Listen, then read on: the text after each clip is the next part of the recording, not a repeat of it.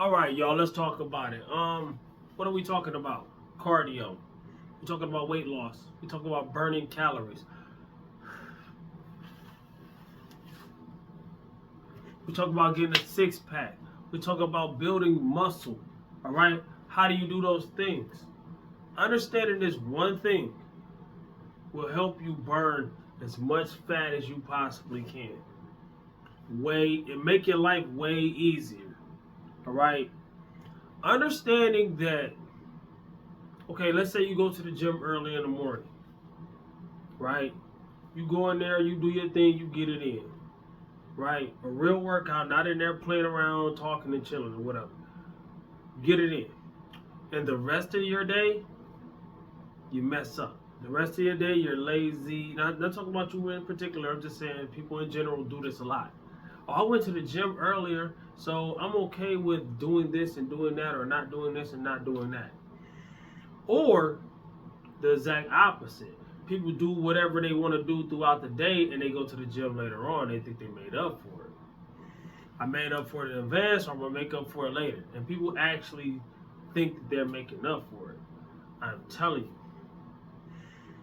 that is no farther from the truth. And why? Because I don't know how long most people go to the gym. I don't know how long people spend in the gym. I don't know how hard people work at the gym. Me, I work out hard. I spend a long time in the gym if I got time. A lot of people say, oh, you shouldn't do that, or you can't do that, whatever. I burn a lot of calories when I'm in the gym, right? What's my point? My point is, whatever amount of calories that I burn in the gym is nothing compared to the calories I burn outside of the gym. Staying active, working a 12 and a half hour shift where I'm always moving, right? Taking care of the kids. Especially on my days off, we go to the zoo and something like that, and we walk and whatever. You know what I'm saying? Basketball with my son. Let me see, walking through the mall, grocery shopping, if you clean your house, if you do your laundry, all those things add up. If you're active throughout the day, and nobody's saying run, run, run, run, run, run, run, run, run, and just be going, no, I'm just saying, if you're active throughout the day, I'm not saying every single waking hour you have to be doing something, but the most successful fitness people, guess what we do? We do that. You know, not every waking hour is a strenuous strain. No, that's not the way to go. Why do you think in the gym, right? When I go to the gym, I barely do cardio inside of the gym. Now, if it's crunch time and I'm trying to really, really burn them extra few calories, yeah, you'll see me on a stair stepper. There's plenty of videos I got me on a stair stepper, right? But I don't do that often. I go in and out lift. I use the gym to build muscle and strength, and I use outside the gym to burn calories. My walk and talk cardio, I might walk. There's times I've walked for 2 hours. There's times I walk for 30 minutes. There's times I walk anywhere in between. That's gonna burn that what 1 or 2 hours. That's a long time. 2 hours probably to be walking, but that's gonna burn more calories than most people are burning in the gym. Okay, but what about the guys on the cardio machines? Most of the people, have you ever noticed that? Not dissing, I'm just saying, I'm just making an assessment. Most of the people that's on the cardio machines all day, compared to the people that's over there lifting weights, and you look at the differences between their bodies, most of those people are, the majority of those people end up being obese. Why? Because they had that mindset. They might burn a lot of calories in the gym, but they don't do anything outside of the gym. They don't live the full lifestyle. They think, oh, if I burn them calories, I can enjoy this and I can eat that, da da da da. And yeah, you see me eat cheat meals and stuff like that. But how do I have six pack abs with cheat meals? Um, for one, I do cheat meals most of the time and not a full cheat day, right? And then for two, it's not every day. And then for three, it's like I count my calories. I make sure that I'm still under my calories. And then for four is, like I said, it's not every day. So there's progress lot of progress before that cheat. That cheat actually usually helps me. It's a refeed. It gives me more energy. Matter of fact, I'm due for it. You can kind of tell my energy right now. I'm just waking up. I'm good.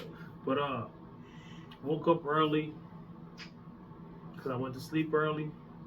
Usually I would hit the gym, but the gym that's close to me, I gotta go to work. The gym that's close to me, they changed the crunch. They changed their hours, so it's like they don't stay 24. They don't stay open 24/7 no more. Now the gym that does stay 24/7, that's like 40 minutes away, 40 minutes back. So 40 plus 40 plus my workout. You know what I'm saying? A lot of people would think, oh, you just make it to the gym and then come home. Dog, going to the gym does nothing. What do you do in the gym? That's what does it. But you just said what you do outside of the gym is more important. No, they're both important. That's another thing I want to say. When people say stuff like that, they tend to think that, oh, so what's outside of the gym is more important. So when I go to the gym, I really ain't got to do nothing. I can just chill. Dog, you're not built, like I say, I build muscle in the gym. I build strength in the gym. You're not building muscle and strength if you're just in there sitting around watching other people work out. Chatty patty, talking, conversating, talking about it's gonna rain today. I heard about this. Then what you gonna do with your job? Also, if I go now, it's too late now. But if I would have went when I woke up, I'd have been in a rush. And one thing I learned years ago, and I've tested it out plenty of times since then, just to make sure I'm right, is never. Or this advice for myself. You can take it if you want it. Never tell nobody that I'm in a rush if I'm in a rush. Yo, I'm in a rush, bro. I gotta, you know what I'm saying? I gotta work in a few minutes, you know what I'm saying? So, you know what I'm saying? They gonna come back to you, and they gonna come back to you, so where you work at? So what do you do? They gonna talk about whatever it is you just told them that you ain't got time to do that for.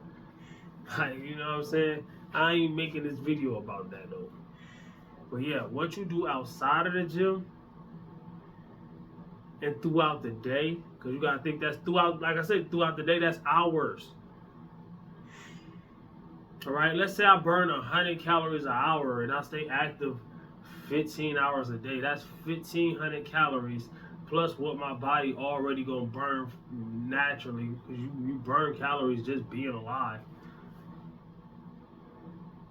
Let's say I get up to about 2,500 calories I burnt that day. I probably burn more than 3,000 because I'm working out, I'm going crazy, So I'm burning probably over 3,000 calories. And if I eat less than 2,500 calories, I'm in over a 500 calorie deficit daily. What you think that's gonna do? Every week I'm gonna burn a pound or two, because at the end of the day, a lot of times I'm in way more deficit than that. So every week I'm gonna burn a pound or two, but I'm pretty much shredded now. So it's like, for me to burn 1 pound compared to me to burn 10 pounds when I was heavier, there's a big difference. It's easier to burn 10 pounds when I'm heavier than it is for me to burn 1 pound now, right? Why? Because initially when you first start losing weight, your glycogen and your muscle glycogen and your liver glycogen, that's what goes first. Then you start that water weight. Then you start burning fat. You know what I'm saying? It's the opposite on the way back up. That's why a cheat day doesn't really hurt me, because I'm shredded already. If I have a cheat day, what's going to fill up with them extra calories? My muscle or liver glycogen before any body fat is put on. So a lot of people there start tripping and stuff, though. I used to do that too. You have a cheat meal, cheat day, then you get on the scale the next day, you 5, 6, 7 pounds up. That's not fat, that's water. Now if you keep doing it, it's fat. It's like having a cup, right? And you fill that cup up with glycogen, water weight, right? And if that cup is filled and you keep going, it's going to spill over. That's how you build body fat, that spillover, right? So a lot of people that don't lose weight, they don't have, and it's the exact opposite. You empty in that glycogen cup before you get to that spillover of that spillover is here on the floor, the cup's right here. So that spillover is the body fat. You have to empty this cup before you get to the bottom and start getting through the fat. So that's why consistency is key. All right? That's why consistency is key to your weight loss success. A lot of people want to do challenges where pretty much they're biting off more than they can chew. Just imagine you got a sandwich, right? and you take a bite and you chew it and you swallow it and you eat the sandwich like regular. Right? Compared to if you just, I'm gonna just eat the whole sandwich. And just stuff it as much of it in your mouth as you possibly can. You can't even chew it. You can't swallow it. You're gonna choke yourself. That's the same way it is with dieting. All right? Consistency. Bit by bit, pound by pound. Not all the pounds at once. It doesn't work like that. And you're going to keep on having this never-ending cycle. That's all these people that do all these weight loss challenges. That's all these people that use all these fat diets. That's all these people that just, I don't know. I mean, some of that stuff can be okay in the beginning to make a little fun of it, to get you into the lifestyle. But once you hear things like this, you might want to switch things up, in my opinion. You know what I'm saying? If it was me, I want to switch things up. I see this guy and these people who don't do these things that I'm trying to get into doing. I'm a beginner, and as a beginner, it's easy to be fooled, all right? I was there. I used to be a beginner, right? But as a beginner, you got to understand there's things that you don't understand yet. And the people, I don't want to ever be a personal trainer because people get offended when you say things like that. They don't want to know what they need to hear. They want to know what they want to hear. They want to confirm the things that they're saying. So why even, if you think you already know, why you even hiring a coach? Speaking on hiring a coach, a lot of these coaches don't know what the heck they doing. They just getting paid. Oh, they're certified. Anybody can get certified. My son can take that test and get certified. A lot of stuff that's the way that people say it should be ain't the right way to do it. People, I cut all my carbs out. I don't know what to do. They blame everything but themselves, and then they don't count calories. They stay in the caloric surplus. If you cut your carbs out, but you still in a caloric surplus, you're not losing any weight. Oh, but I eat keto and bacon grease. Do you know that fat has the most calories out of any macronutrient? Yes, fat is very important. You need dietary fat in your diet, all right? Especially the healthier fat options. Your avocados, your fish, you know what I'm saying? Stuff like that. Your plant fats and stuff.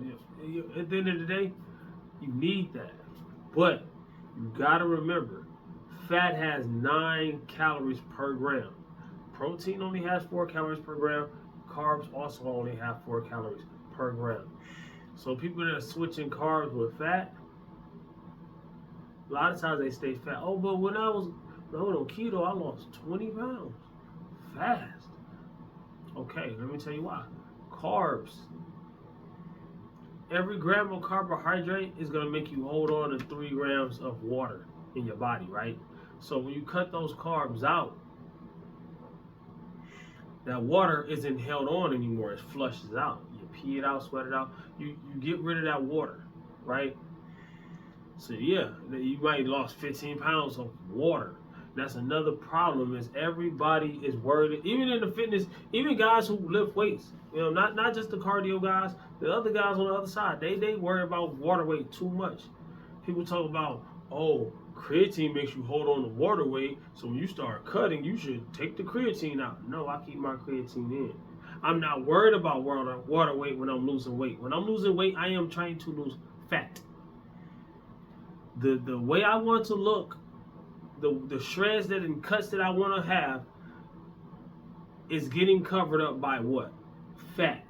So to get shredded and get abs and stuff, I have to lose what? Fat. Water weight is going to handle itself as I lose fat. If I have a leaner, thinner body, my body is going to hold on to less water. It's like having a 2-liter bottle and a 20-ounce bottle. Which one you think will hold the most water? Think about it. Take a second. The water weight to handle itself. The only way I would worry about water weight is if I had to cut weight to make weight for something, if I was competing or something.